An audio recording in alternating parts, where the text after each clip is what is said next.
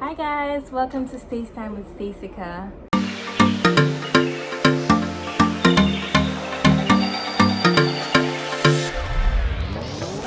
So today I'll be doing the mixed girl tag, as you can tell by the title of the video already. And I'll be answering some questions I saw on the internet, basically. So let's get right into it. So question 1, what are you mixed with? Well, I'm Ghanaian from Ghana, West Africa, and I'm Ukrainian from Ukraine, Eastern Europe. Second question, what ethnicity have you often been mistaken for? People have thought that I am Indian. People thought that I was a Latina. I think especially when I used to have straight hair when I permed it when I was younger, when I relaxed it. So yeah, people used to think I was either Indian or Latina. Is your hair curly or straight? I think you have the answer to that already.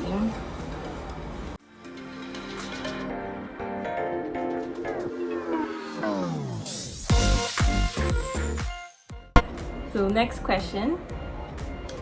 Was coming from different backgrounds challenging growing up? It was quite difficult, and it still is sometimes. I was born in Ghana and I lived here my whole life, except the occasional summer trip to see my family in Ukraine.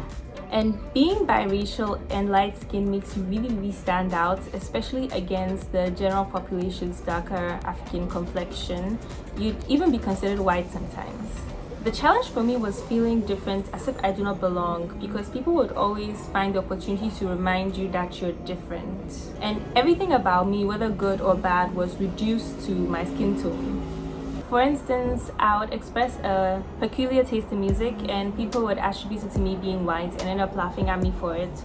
Or I would do well in an exam and people would say it's because I'm white, so the teacher favors me.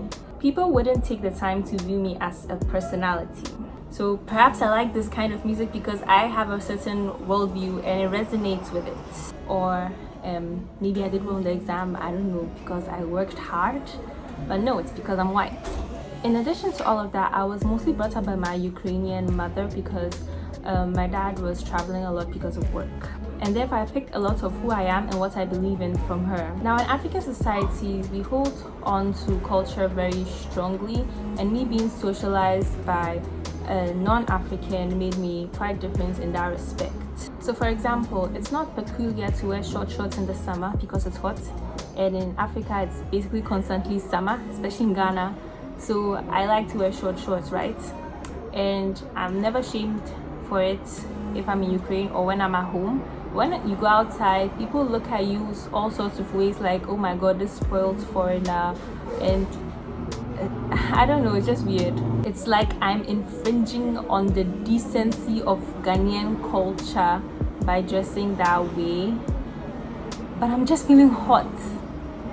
And it's not so bad in all places in Ghana. I mean, some places people have a more expanded worldview and wouldn't insult you or talk behind your back for doing these normal things. But in some places, they would constantly judge you and brand you as this person coming to spoil our culture, this foreigner, like that kind of branding.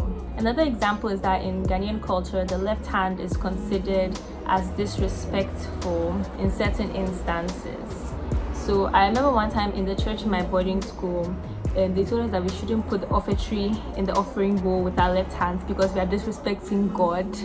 And I got very upset. Like, I've never really seen in the Bible where God said the left hand is an abomination, but that's what they said, I mean, according to our culture.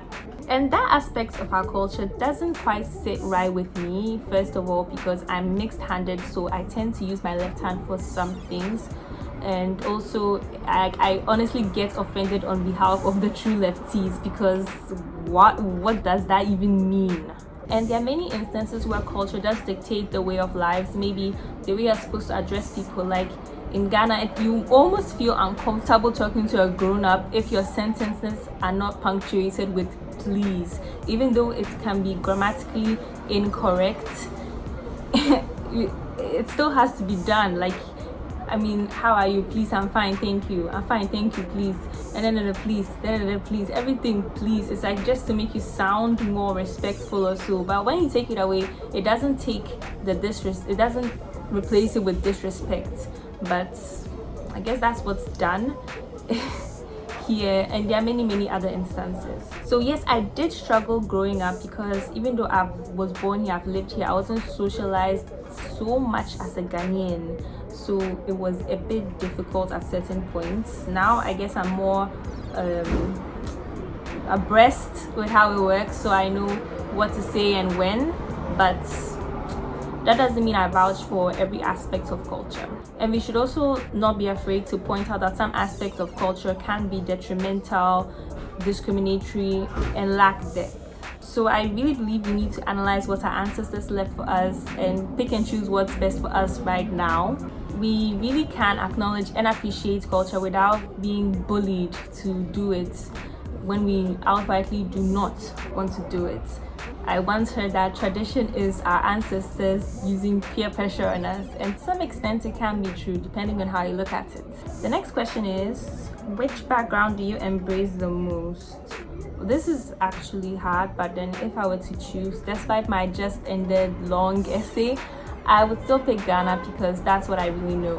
Question number 6, have you ever been teased for being different? Lots of times, especially as a kid growing up. You know, in primary school, children don't really understand differences, so everything that's different, they kind of tend to make it a subject for teasing. They might not have meant to be mean or terrible, but it still hurt nonetheless at the time. A very annoying one is when people randomly on the streets, in fact at any age, not just children, just shout out to you, Obroni, which means like white person, and when they try and mimic certain accents that they think maybe you speak that way, it's really annoying. And I've also been teased for my relatively foreign taste in music, in food, in many other things. And I just wish that people would accept me as I am, that I'm a person who likes this or likes that, and not reduce everything to me being white and teasing me for it. I mean, right now I don't really see it as much of a big deal because it doesn't bother me as much, but yeah, it's not needed. So question 7, have you ever been ashamed of being biracial? Or have never been ashamed? I never say I'm half Ukrainian or half Ghanaian. I am Ukrainian and I am Ghanaian. I embrace the whole identity it brings, and I will never be ashamed of who I am and of what I represent. So the next question is, do you feel that being mixed has its benefits? And I think it does. People might disagree, but I think it does, especially in Ghana where people might favor you for being white. So for example, you can be a teacher's pet and you might get a modeling job because of it.